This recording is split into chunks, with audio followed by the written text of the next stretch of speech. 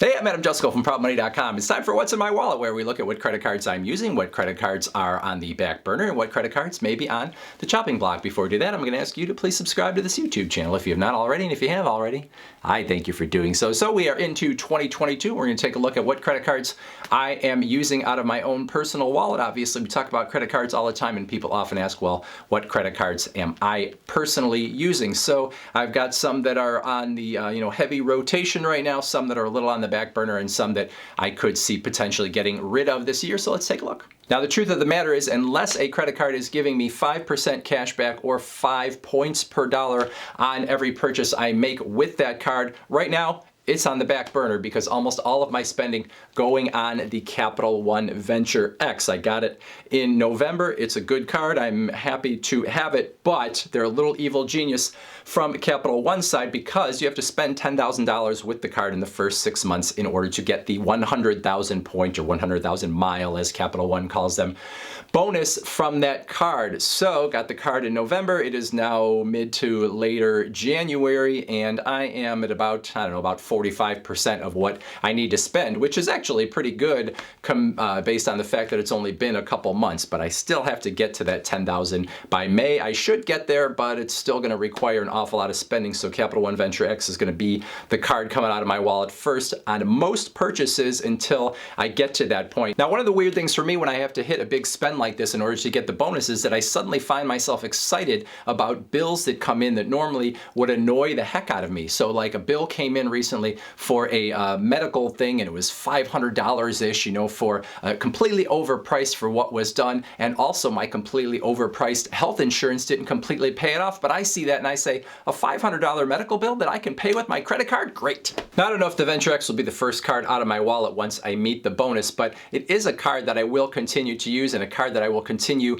to hold on to at least as long as the current structure is in place in terms of the annual fee and the credits that the card gives in terms of both the first year and the anniversary bonus that you get. It kind of pays for itself. And one of the things that people have been noticing, and I noticed recently too, is there's this $200 vacation rental credit in the first year. Well, kind of weird stuff triggers that credit. So it looks like it's going to be pretty easy to meet that. Like I had parking at a hotel that I stayed at, drove to the hotel and didn't include that in my reservation, and they just included that parking fee as part of my vacation rental credit, which doesn't make sense. Some people have said they've paid their rent just where they live on their Capital One Venture X or with their Capital One Venture X, and that rent has actually triggered the vacation rental credits. So if you're someone that can potentially pay your rent by credit card and you do so with certain companies, I guess sometimes that triggers that credit too. So if I'm not using that Capital One Venture X, then I better be getting 5% back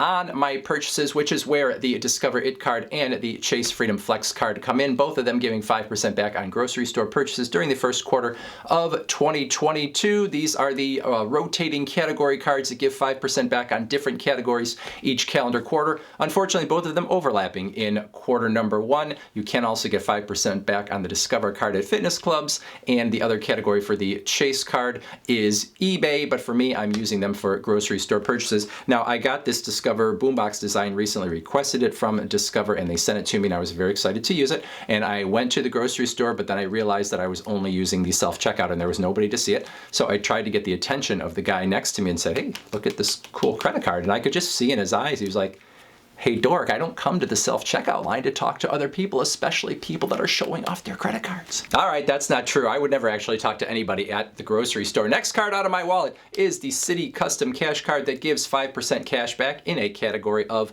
my choosing or your choosing if you have it from a list that Citi provides of sort of big name categories. I am using this mostly for restaurant purchases. I think that's all I have used it for up until this point. So I get 5% back at restaurants, and I don't use the card for anything else, and it doesn't have an annual fee, so it's a no-brainer. The Target Red Card getting a little play when I make purchases at Target because it gives you a 5% discount on all of your Target purchases. Not 5% back as a reward, you actually get 5% back at the register. So if I'm shopping there, it would be stupid not to use it.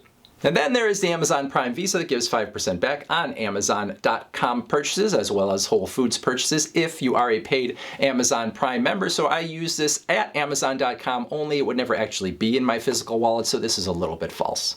And then finally, the Chase Sapphire Preferred. Now, I hardly ever use this card, so in reality, it is not usually in my wallet at all. However, I did just use it in the Chase Travel Portal and got the 5% or the 5 Chase Ultimate Rewards points per dollar on it because I used it to book a hotel, and it was a hotel that I could not find on Capital One Travel, and I could not find through American Express either. So it was a hotel in suburban Chicago that we are going to be visiting. We wanted to stay in this particular place, and I couldn't find it anywhere else. They were only showing hotels in downtown Chicago, but Chase did have it within their portal. So I used the Sapphire Preferred, and I then would be able to trigger the $50 hotel credit that this card has. I wasn't going to use my points, but instead I paid for it, so I would have that hotel credit and I would get the reward on the rest of the purchase.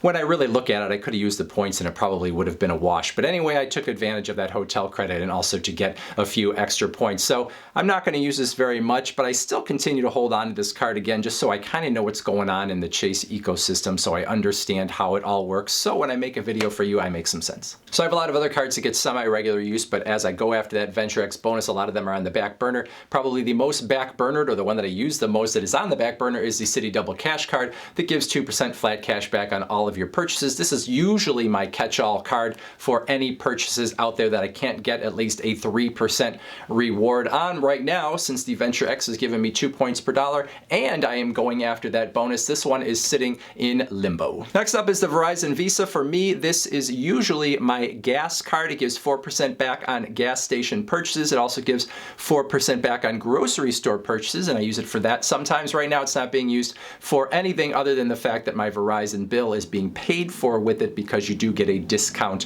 when you have the card as a Verizon customer. Now, if you don't know, if you are a Verizon customer and you don't know, this card gives really nice rewards, but you can only redeem them toward Verizon purchases. So you can use them to go against your Verizon bill or toward a phone that you buy from Verizon. And maybe on the surface that doesn't sound great to some people, but if you have to pay your bill every month anyway, it's really not very much different than cash back. All right, this next card doesn't qualify so much as backburnered because it's not really my card. My wife is the primary card holder of the Blue Cash Preferred card from American Express. I am an authorized user. She uses this on our grocery store purchases. We also put our streaming services on it. 6% back on grocery store purchases on up to $6,000 per year. 6% back on those streaming services. Now, it does have a $95 annual fee, no annual fee first year, then $95 annual fee. So that $95 annual fee is pretty easy to justify if you hit that cap in groceries, which we do, although it's less easy to justify than it used to be because there are more cards on the market that are now giving better rebates or rewards on grocery store purchases than there were a few years ago. Still a strong card, and in terms of our household, my wife doesn't really want to think too much about credit card rewards, so she kind of leaves it to me to cherry pick those 5% and 4% opportunities on grocery stores, and so we kind of work together or separate in order to try to maximize those grocery purchases. All right, now we're into the cards that may be on the chopping block or don't get a whole lot of use in my wallet. The Citi Premier being one I got last year, to be honest, mainly for the upfront bonus, which was 80,000 points at the time I got it, is now 60,000 points. Not a bad card, but it's got a $95 annual fee. It gives 3% or 3 points per dollar in a lot of good categories, but if you have a lot of credit cards like I do, you don't necessarily need 3% in those categories because you're already getting it elsewhere. So I'm not sure if this card's going to get a whole lot of use. I'm going to hold on to it for a while. Did all the calculations of the sort of annual fee versus the bonus I was getting on this card, but how much use it's going to get in the future, I don't know. Then there is the Wells Fargo Propel American Express card, no longer offered, a no annual fee card that gives 3% back on a lot of desirable everyday categories. I find myself not using this card, even though I do think it is very good because I can get 3% back or more in the same categories that this card was offering. This card has been off the market now for probably a year or so, but if you have it in your hands and you don't have a lot of these other cards, it is still a very good card. And then finally, the American Express Platinum card, which in all honesty would not be in my wallet, and I would not even have it if I didn't have this YouTube channel. I get it to kind of stay on top of it. I sort of think of it as a business expense. It's got a $695 annual fee. I'm still under the $550 annual fee. Not a card that's right for too many people. If you travel a lot, if you really value American Express's Centurion lounges and maybe some of the international lounges that are part of their network that are maybe better than some of the other cards out there that have lounge networks, maybe you could justify this to yourself. It has a lot of credits that go that, you know, kind of cut into the annual fee if you use them.